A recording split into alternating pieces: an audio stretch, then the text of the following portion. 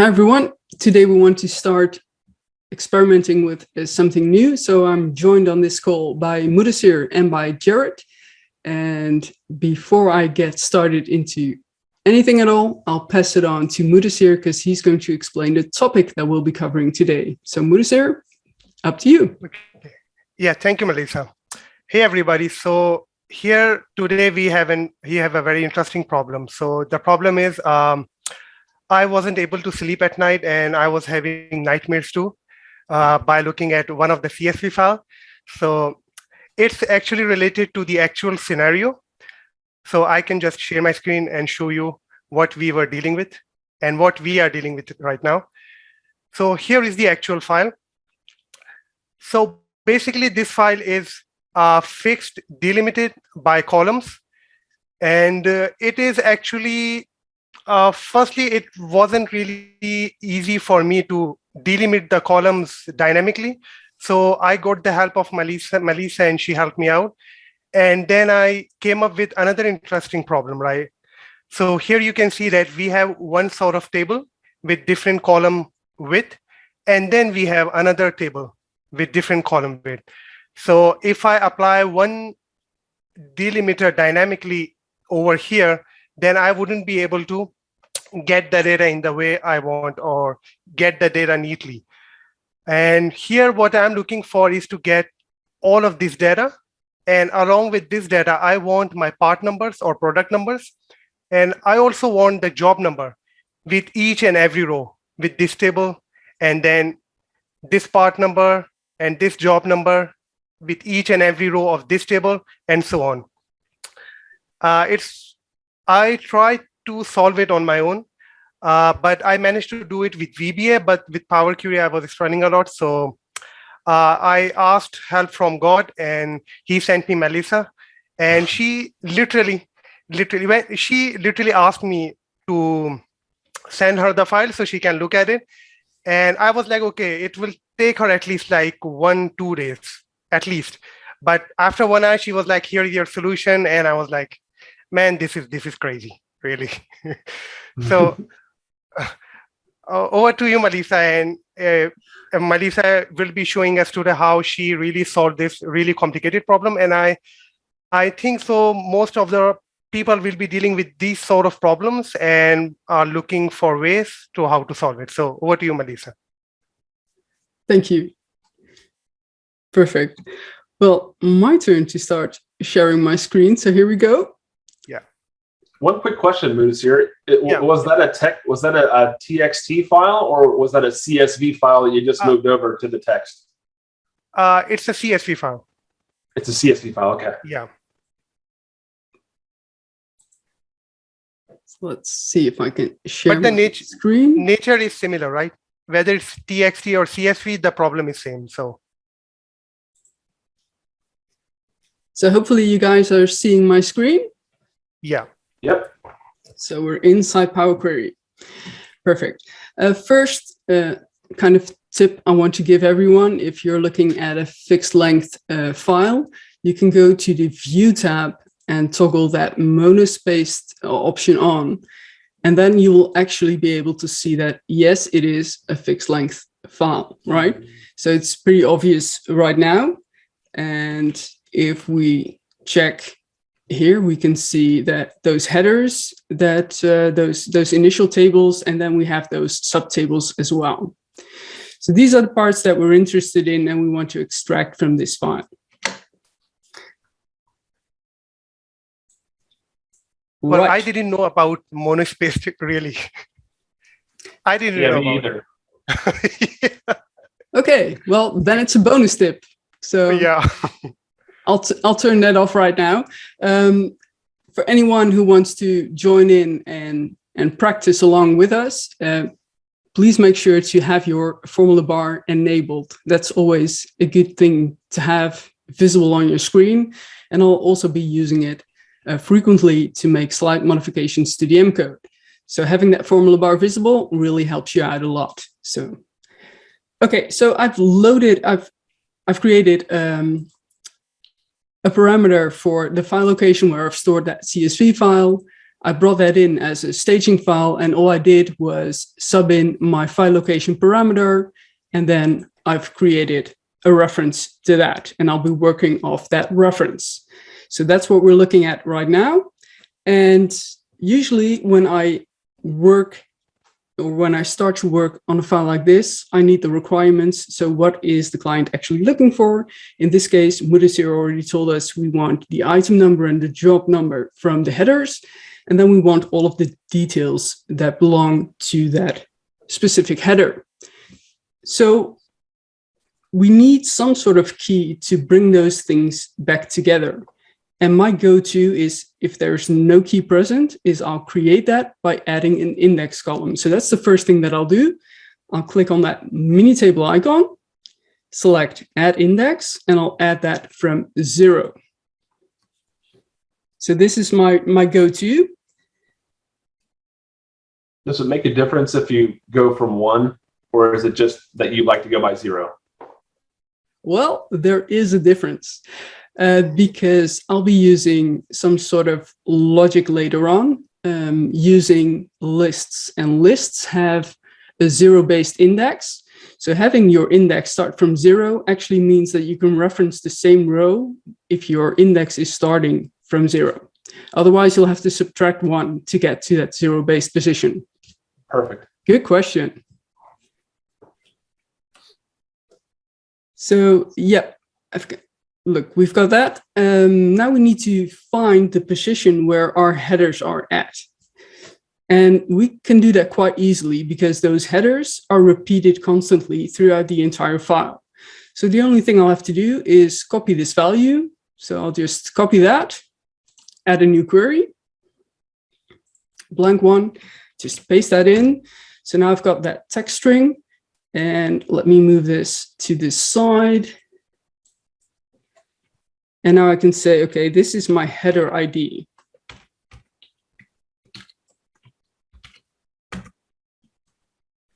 And I can do the same for those subtables here, right? So I'll do the same. I'll copy that text string, create another blank query, paste that value in, and that is going to be the string that we're looking for the detail rows.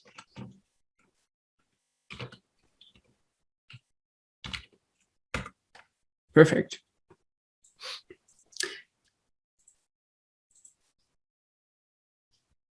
So basically, when I can search for this string, and every time I find it, I can do something. That's basically what I'm trying to set up, right? What I'm trying to prep. And if that somehow changes that header for any of these tables, all you have to do is change one of these text strings, and your file will work again. You don't really have to dive into the M code to search for that string that you're looking for. You can just use this as sort of a parameter.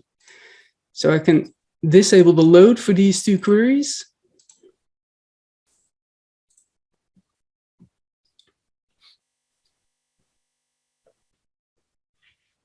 And I already kind of told you guys that I will be using lists, right? So the first thing that I'm going to do, all our data is in column 1, is turn that into a list by referencing it and loading that into memory once. So I don't have to make repeated calls to the file that's on my disk.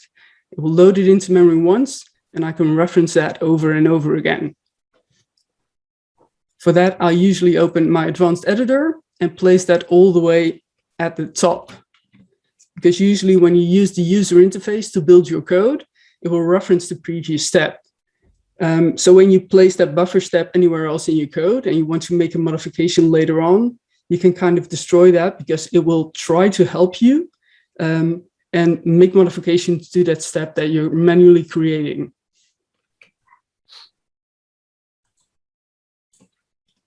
Are you guys still following me? Oh yeah. Yeah. Perfect. Okay. So let's call this buffered list. That is equal to, and I've copied that step name. So this step, I've copied that. All I need to do is pass in the column name. So in a single set of those square brackets, a reference column 1. Don't forget to place a comma at the end. That will make that squiggly line here go away. And to load it into memory, all I have to do is add a list.buffer step.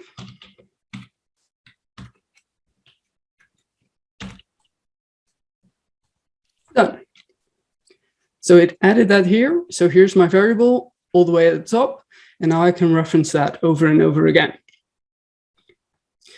The first thing I want to determine is where my headers start, because I need a key to keep both my headers, so these sections and these rows, together. For that, I need to get a single value for all of those rows. So I'll add a custom column. I'll call that header.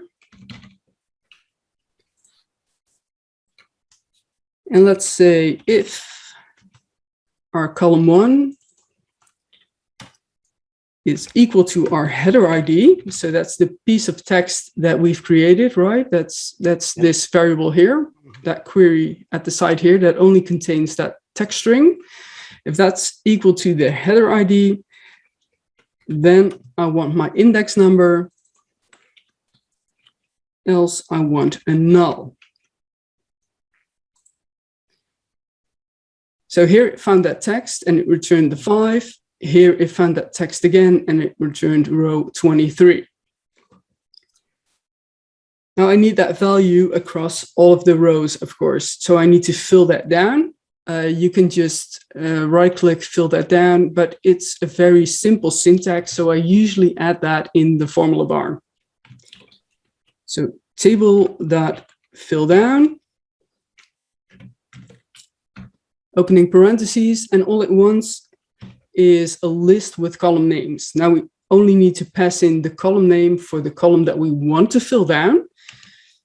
So with those curly brackets, we can create a list, and then in a text string, we can say which column we want to fill down, and that's the column that we just created. It was called header. Closing parentheses, and press OK. So now it filled that down for all of the rows. So that's looking good. So now we have a key for all of the header sections and of the all of the row sections, right? Because they all share this value.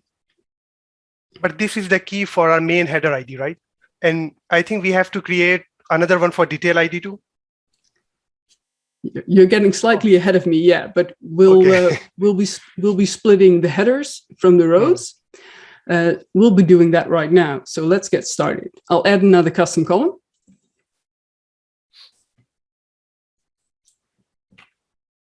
And let's give this a name. Let's call it temp.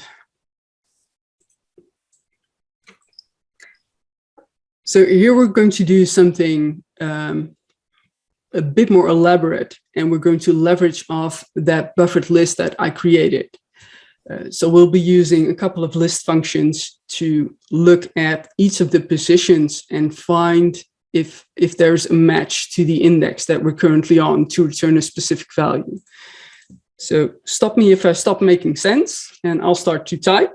It's an if statement. So if list contains,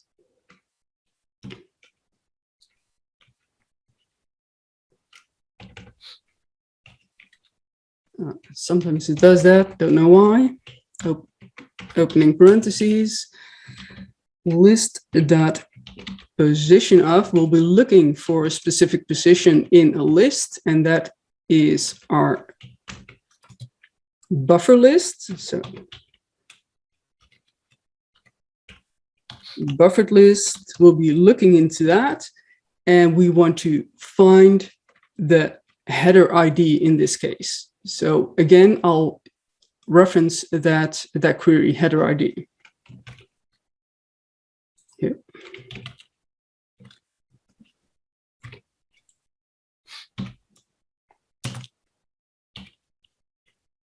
We want to find it across the entire length of the file. And then we want to match that position, because list.position of, it returns the position of the item within the list that we've given it. And if that matches the index, then of course we have a match for that specific row. Does that make sense? Yep.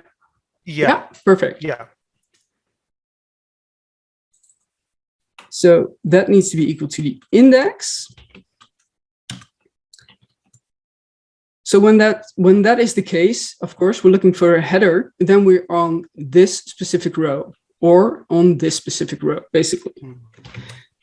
Then I want to return a value to identify that header. In this case, I'm just returning an H. I could return anything, but I'm just choosing to do this. I'll copy the syntax so I don't have to write it all over again. Else, we also need to identify the row section. So if list contains not the header ID, but the detail ID, then we're on a row section.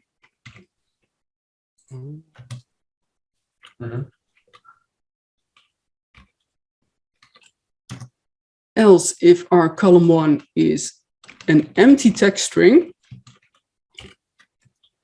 then I want that to remain empty.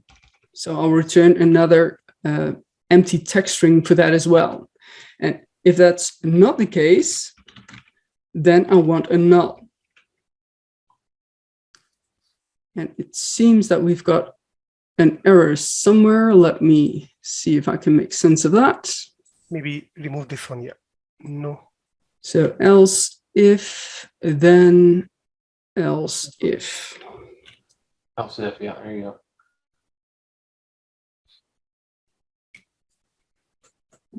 Still equals to, after column 1, equals to in the last line. Yeah, equals to. Yeah. Thank you. Perfect. And buffered list was spelled right. That's what you get. All right, can't pick that up here. Buffer list.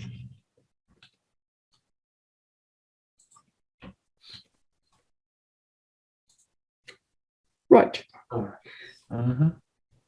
So list opposition of it got that that header row, so it returned an H here. Then it found a detail row, so it returned an R there. Then it returns zeros for all the items that are shared with that row section. Then it returned blanks, and then again it returned an H, and so on. So it's repeating this pattern over and over again. Now these nulls are important because those nulls allow you to fill down. If it hits another value, fill down won't work. So fill down won't move across those blank cells. So we can eliminate those later on. Again, I'll add that in the formula bar. So I'll extend this and just add table.fillDown. Again, it wants a list with a column name, and that is our temp column. Closing parentheses, and close that out. So now we have values. We've got those H and R's repeated all over this column. So we can actually split the headers from the detail sections. Maybe, and we can also fill it down by using the user interface also, right? If we don't want to write the M code. Yeah, if you don't want to write M code, you can just right click that and select fill down. Sorry, this one. Yeah, you could, but it's a very simple syntax. So I usually just add it in the formula bar. So now we've got this, right? We can eliminate all the things that we don't need. So everything that now contains a null or it contains a blank, that's information, those are rows that we don't need. So those are sections right here between pages and so on. We can eliminate those by simply filtering. So remove those blanks and nulls. And now we're left with everything that we do need. And at this point, we can just split out the sections, right? We can just only focus on the header rows, pick those out because they have a separate spacing from all of the detail rows. Those have a separate spacing as well. So I'll add a new step in the formula bar. allowing me to create another filter on that same column. And in this case, I'll just keep all the header sections to start off with. So now I've got all those headers, all those header rows here, and I can select column 1, go to the formula bar and select split column, split by positions, and have Power Query itself figure it out. So it will suggest a couple of positions, and I can say, yeah, I agree with you. Okay, so previously I actually used to go and enter the positions manually. Yeah. So rather than dynamically, I used to calculate it in Excel sheet and then put it manually. Yeah. So yeah, you could do it more dynamic as well, because you have those dashes, right? Between, if we check at the second row, we have those dashes. So we could have Power Query help us with that as well and do it dynamically, count those. But it's not necessary in this case because we've split the headers from the rows. When they're still combined, it's not possible to do this. Power Query will not suggest an appropriate split of each of those columns. But now, because we're only left with header rows, it will perfectly split all the values in that column. So the only thing we're interested in from the headers were the item and the job number. So inside the formula bar here, I can rename those columns. So I can say your item and column 1.3, your job number. Press OK. That saves me another rename column step, right? If I do that right here. All I have to do is select the item, select the job number, and of course our header key. So this one, I press down Control and select that as well, and remove all the other columns because I no longer need those. So remove other columns. Clean up the values. So we're not interested in the text item. We're not interested in those dashes. All we want is those values in between. So open this up, deselect this. And all the way at the bottom, we'll find item, deselect that. And now all the headers are done. So actually, so far, whatever we have done it to just get the item and job number, our first detail, high-level detail. Yep, correctly. Yep. Wow. Now we have to do it for detail ID too. Perfect. Yeah. Okay. That's the next step. So usually what I do right now is rename those steps to make more sense. I'll rename this last one because it will make it easier for me to find back a little later. So I'll call this all headers. And what I actually do, right, if I'm doing a complex Power Query transformation, I actually go back and remove all the spaces from applied steps. Yeah. So it is easier to use it in M code. Correct. Yeah, I do the same. You can add either remove those spaces or add underscores in between. That will remove that pound sign and those double quotes. You no longer need that quoted notation for that variable name, which makes it a lot easier to read. So yeah, that's usually why I rename my steps as well. But it's kind of a time saver to just mentioning it and not doing it at this time. So yeah. So now we can traverse back to that initial query that we started, right? We started with, let's see where it is. This one. Filtered rows. Yeah. So filtered rows contains everything. And it looks like this is a dummy step, so we can remove that. Yeah, filtered rows. I'll go to the last step and press the FX in front of the formula bar. That will return the previous step name. Now we don't want that. We want filtered rows. We already saw that. So filtered rows, press enter. So we're basically back to where we started. I'm going to copy this and add my filter. So this time I'm not selecting H, but I'm selecting the R.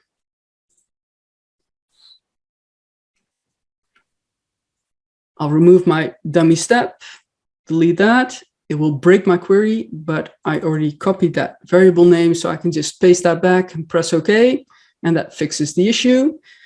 I can do the same here, right? Select column 1, go to split column, split by positions, have Power Query figure it out. This is what Power Query suggests. We'll say, OK, let's give that a try.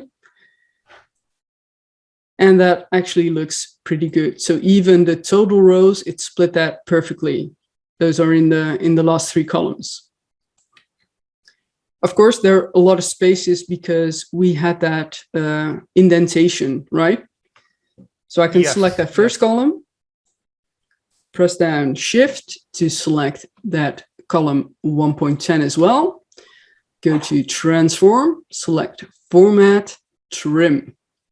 So trimming will only remove excess spaces in front or at the end of a string, not in between. So I've trimmed those text strings, and now I can just promote my headers. And we have another option with trim like clean. So are there any different between both of them, or they are same? No, they're not the same. Clean will also remove, how do you say? I think it removes line feeds as well. I'm not quite sure, but it does clean up other stuff as well. Okay. So not just spaces. Trim only removes excess spaces in front or at the end of a text string. What I do, I usually do both, just to be on the safe side. I'm sorry? I usually do both, trim and clean, just to be on the safe side. Yeah. You could write your custom function if you do that all the time. Oh, okay. Another video for that, right? Yeah, we'll do another video on that. Yeah. Definitely. Yeah, write that down. That's your next YouTube video. Yeah. If this one turns out okay, we'll do another one. Yeah. So I promoted headers, so I don't have to type all of the headers, all of the titles for these columns, right? So last time in the split step, I renamed 2 columns. Now, of course, with 10 columns, that's a bit of a bother. So I promoted headers here. And now we can also get rid of those excess values, right? Now, because we have totals, I have to use one of those last 3 columns because they're the only rows that have that additional value somewhere in between. So I have to use one of these columns. I'll just pick this one, deselect blank and those dashes, move all the way to the end and remove that text as well. Press OK.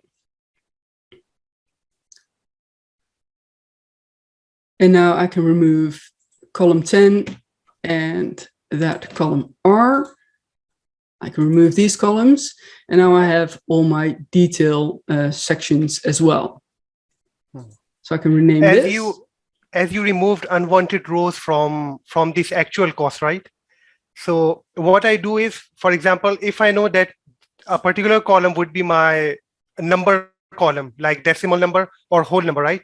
So what I do is I change the type, so it gives me the errors for all other values that is not a number type. Then I remove the errors. Yeah. Rather than filtering down from the filter, I do it this way.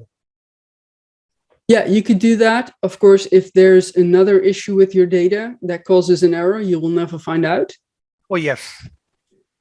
Exactly. So yeah, that's something that you need to consider. But yeah, that will. Yeah, I only do this when I know the data very well. Otherwise, I don't. Yeah. Okay.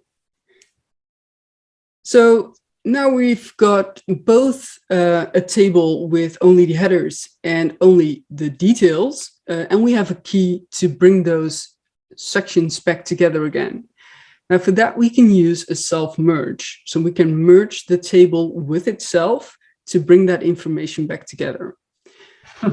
So on the Home tab, I'll select Merge. I'll select my column 5 here, select the same query, and I'll select that same column it doesn't really matter. We have to amend the code in the formula bar. So because instead of all details, I want all headers, of course, as my initial table that I want to merge with. So here I'll say all headers. And that column was actually still called header because we didn't promote the headers in that table. And then we have the other tables, all details. That's the one that I merged. And that one, of course, the key is in column 5. How do we want to name that column? I'll call it temp again and press OK. So this now brought back all of the information of our all header table that we had previously. Now that has, of course, a single row for each item and each job number with a key, and we use that key to merge with the detail rows. So if I press off to the side in the white space here, we'll see a preview of all of the rows that belong to header 5. So here we see all 5s. And if we check that second table, we get all values 23 that match up to that header. All we have to do is expand those values.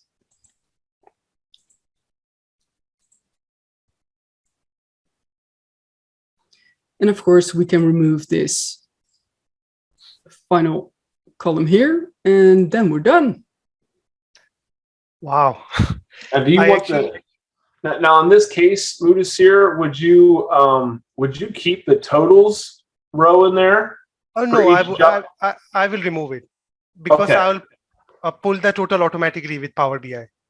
That's what I thought, but I was just I'm sure somebody else out there is probably thinking the same thing I am. Yeah. Of course, it's quite easy to do so, so that's not an issue. Well, I have never used this type of merge before. I have used different queries to merge, but not within the same query. Yeah, I didn't even know you could do that. The same. Yeah. Yeah. I was mind blown even when you even changed when you referenced the previous, I forget which step it was, but I was like, whoa, okay. So that was amazing, literally. Did you pick up anything new? Anything that you might find helpful on your own next Power Query journey? Not anything, many things. The first one is you click on the menu monospace. What do we call it? You clicked on the checkbox, and then the second one is the using the merge in the same query, and you can say identifying different row and header identifiers. So these 3 things are I never knew before. Me either. Yeah. And actually, I have been using this data, and I was transforming it with the help of VBA and doing whatever analysis I wanted in Excel. But last week, I tried to do it in Power BI. So I was using 2 sets of files for this analysis. One was okay, but this one was really crazy. I tried a lot. I spent like a whole day, but I couldn't figure it out. That was the main trick I was missing. Like I could have solved it in one way or another, but I couldn't have figured out the merging within the same query because I have never seen it ever. Yeah, usually when I work with this type of data, it always revolves around identifying or segmenting. So most times when there's no key to bring those headers and those rows back together again, just add an index and it will make your life so much easier. So I think that was the whole mystery, adding a key, making sure that you can revert back to that, using that same key to look up positions in the list to identify items on the specific row that you're working on. It's really, really fun stuff. Yeah. And what I did was I created 2 different queries. First one to separate the headers and then the row level details. Yeah. And then when I wanted to merge them, I didn't have any key fields to merge it, right? Exactly. So I was like, that's not gonna work out. Yeah, and then you have one on the header side and many rows on the detail side. So there's no way to bring those back. No, Exactly. you have to prep that before you start. Yeah. That's amazing. I Yeah, have cool never stuff. seen this type of things before, really. Well, Awesome. I certainly enjoyed myself. I Okay. hope others watching will find this beneficial and enjoyable as well. So thank you so much for your time. No, thank you, Melissa. Yeah, Thanks a thank lot. you. Thank you, Jarrett. Mhm. Okay. All the best. All the best. See you guys. Take care. Yeah, bye-bye. Bye. Hey everyone, thanks for tuning in to Enterprise DNA TV. If you enjoyed the content covered in this particular tutorial, please throw the video a like. It really helps us and we really appreciate it. Also, don't forget to subscribe to the Enterprise DNA TV channel. We have a huge amount of content coming out all the time from myself and a range of content creators, all dedicated to improving the way that you use Power BI and the Power Platform. Lastly, check out Enterprise DNA's website. Plenty of resources and further learning that you can access very easily. All the best. Take care.